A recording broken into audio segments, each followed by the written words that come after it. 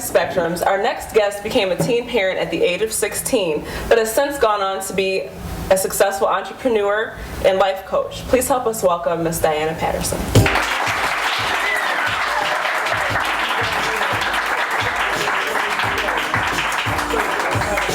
Your mic. And I forgot to mention, this is my godmother. Hello, Diana. Hi, Diana. The godmother. I was like, oh, okay. So, you had your first baby when you were 16. That must be the magical age, So, I guess. how did your family react to that? Ooh, bring back real bad memories. Oh, right. Basically, my mother didn't speak to me for about 3 months. Wow. My father I was actually a tomboy coming up, and my dad, I was Olympic hopeful, believe it or not, in track and field, and my father had aspirations of me going to Olympic camp that summer, so he stopped speaking to me for about 3 days, but I was a daddy's girl. Yeah.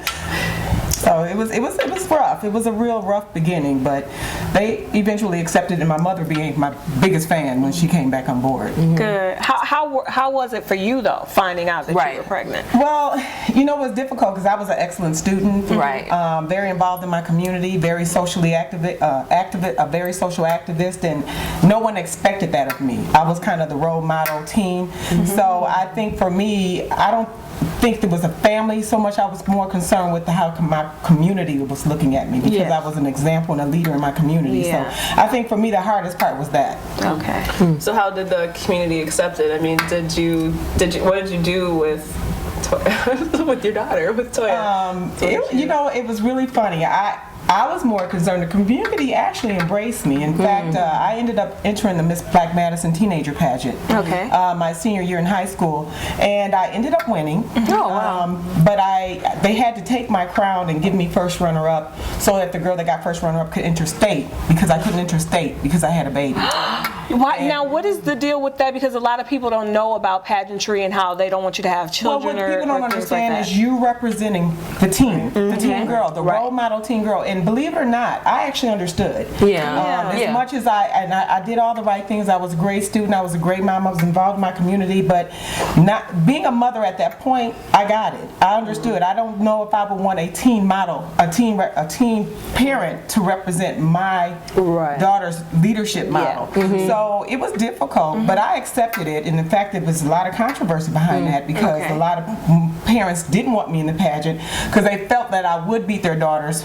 And so you did. Use that as the reason. And she did. Oh, yeah. So you beat their daughters, and then you gave the crown up. Yeah, wow. Like, this is what I can do. Now you can have it. It's okay now. Wow. So the stigma behind early pregnancy, amongst teenage women generally is that you're fast. That's what they call you. Did you have that stigma? No, people knew me. I was, and I had one boyfriend. Everybody knew about us. We were the couple everybody thought would grow up and get married, and it really wasn't that type of thing. It was my first boyfriend. So your boyfriend wasn't older than you? No, we were both 16. Okay. And I did end up breaking up with him while I was pregnant.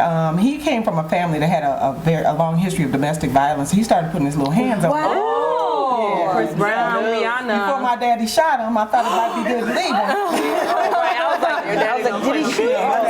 Right. You was like, you really did. You said, okay, I'm gonna help you out. Yes. I guess you really can't hide it, but sometimes there are things that are happening, and it's just abortion, people, but now people are like, hey, well, I'll go ahead and do it. So sometimes it's already happening, and because you kept it, You know what I think happened? I think there were more girls having abortions. Wow. That's what I'm saying. Daughter. And Exactly. I think the leadership because my daughter, Latoya, and Rebecca and her best friends also, I mean, she went everywhere with me. I was the president of the Human Relations Club. I was president of the single team parent program. I was on the board of directors. I was the team rep for the board of directors for the Madison Urban League. Wow. And I was wait a minute. I know you probably had like 50 more accolades, but how did you do all of that and have a baby? She came right with me. I actually bought one of those little that's right. And she was right Put them right on your back. So you know that life doesn't end with a baby. It really doesn't. In fact, it really begins. Yeah. I think what happened with me was suddenly I really realized the impact. I was going to be, a lot of people talk about it, but what people have to realize is our children, more than they listen to us, they watch us. So if you really want to set a good example for your child, you live that example.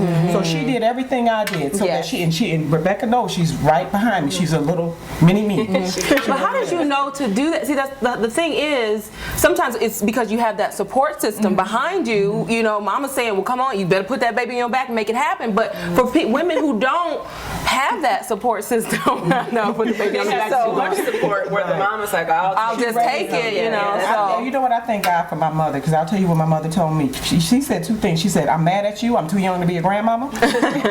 And she said, that's your child. Wow. And even my paternal grandmother, she really wanted to spoil me and keep LaToya all the time, but my mother wasn't having it. She said that is her child and that's her responsibility, and I realized that from day one, and she never let that waver. So how did that affect you, as far as, because you have this real responsibility? Some teenagers can put it off on mama and daddy, or just mama, and then they raise the baby. How was it that you had to raise the baby strictly for yourself? It was my life. It was just like things were to me the day before. I just had to realize that now I couldn't do things alone. I had a partner, and that's really how I looked at it. That's great. Me and my daughter, since I was so young, we have a really wonderful relationship because we're best friends and mother and daughter. So it really worked. And I have 3 other beautiful daughters. With your mom, having you raise your own child by yourself, she was young when she had you. So how did I think one of the things that really was important to both of us is that I was the generation that broke the cycle. Okay. I was the one that said, because her mother had her when she was 14, my mother had me when she was 15, and I said the buck stops here. Wow. My children will not be teen parents. That was I'm going to do everything on my part to make sure that doesn't happen, and I think we have to take that responsibility very seriously. So what can you do? What did you to help prevent your kids? The biggest thing is be the example, and talk to your kids. Did your parents talk to whatever you're not talking to them about? Everybody in the street is telling them, and most of the time it's a bunch of kids that don't know what they're talking about. Right. So and to call it young, but I actually started talking to my girls about preliminary sex things, like 7 and 8 years old. If they asked me any question, no matter how difficult it was, I told them the truth. Because you need to tell your children the truth. They need to know what really is going on out here, how dangerous premarital sex is and teen sex is, because it's not a joke. This is very serious. So did your parents talk to you? Or how extensive was the conversation? My mother said I better not. Right, and then I know, and that's not a talk. That's not the way, though. And you learn from that. So what I did was I had great parents, but I took those things that I felt that they did that didn't work so well for me, and I tweaked them, and I raised my children to say, well, even though they did it this way, this is the way I need to do it for my children, and it worked. So as a life so obviously you do this for your children, but as a life coach, so you do it for other people as well, or is it other young people, or what is it? Well, the life coach piece is actually my new career. I've been administrator and CEO of a preschool for 25 years. I advocate education, and that's really where my heart is. Rebecca knows that. I love children, and I like to use that as an example, and I mentor a lot of my parents. That's how I got into life coaching. You find that you're a social worker, doctor, nurse, and everything else. And, I was doing a whole lot of life coaching and a whole lot of not getting paid. So I decided that since I'm so good at it, I need to make that my career, and it's something that's innate within me, and it's something I really love doing. And a lot of times people, I think they have all the right things, they just don't know how to manage it. So life coaching helps people kind of put those pieces together. It's about priorities. On the way so what does a life coach do? What exactly does a life coach do? What we do is, a lot of times, most of the people that need life coaches are very successful people that make tons of money, and they got 20,000 things going on. And they just need somebody to balance. They need balance and the method to the madness. And we just help them really get their priorities together. Sometimes that reaffirmation too. And a lot of times it's really not about you doing so much wrong, but you need another perspective. Sometimes you need to walk outside of yourself to see what you're really doing wrong. And the name of your life coaching company is? It is, I actually just started, but it's DPA Consulting. Awesome. Okay, Diana Patterson, life coach, mom extraordinaire.